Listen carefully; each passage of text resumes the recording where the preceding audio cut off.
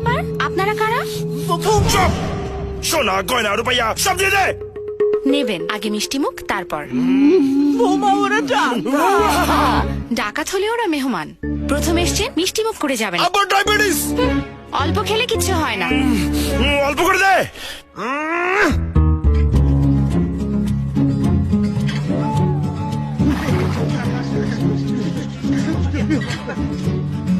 মা, তোর কোনো সমস্যা হলে আমাকে বলবা, আমার কার্ডটা রাখো।